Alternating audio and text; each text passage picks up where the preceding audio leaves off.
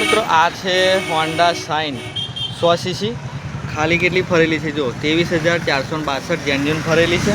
અને બીજું કે જો આ શાઇન છે એમાં શું પ્રોબ્લેમ થાય કે શાઇન 100 સીસીમાં કે શાઇનની બધી ગાડીઓમાં અને હોન્ડાની ગાડીઓમાં આ જે હેડ આવે ને ત્યાંથી અહીંથી બધેથી ઓઇલ લીક થાય। જો આ ઓઇલ લીક થયેલું છે જો બતાવું તમને ચારે બાજુથી જો આ ટાઈપનું ઓઇલ લીકેજ થાય। જો આ છે હોન્ડા શાઇન 100 સીસી।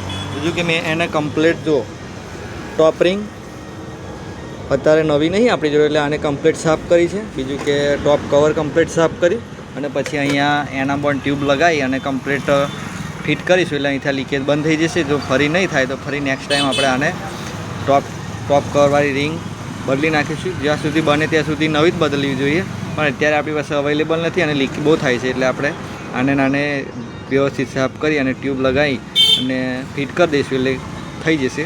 તો ચાલો હું તમને ફિટ કરીને બતાવું કારણ કે ફિટ કરતાં તો નહીં બતાવી શકું પણ ફિટ કરીને તમને બતાવું કે કઈ રીતે કરું। આના પર એના પણ ટ્યુબ લગાવી અને પછી કમ્પ્લીટ ફિટ કરી એટલે લીક બંધ થઈ જાય। તો ચાલો હું તમને ફિટ કરીને બતાવું।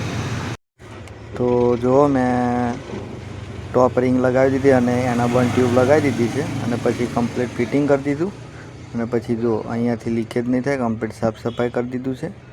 અને પછી જો તમારે પણ આ રીતનું લીકેજ થતું તો કોમેન્ટ કરો કે મારે પણ લીકેજ થાય છે। આવી મોટાભાગની ગાડીઓને લીકેજ થતું હોય છે। શું તમારે પણ હોન્ડા શાઇન SP કે શાઇન 100 સીસી ગાડી હોય તો કોમેન્ટ કરો।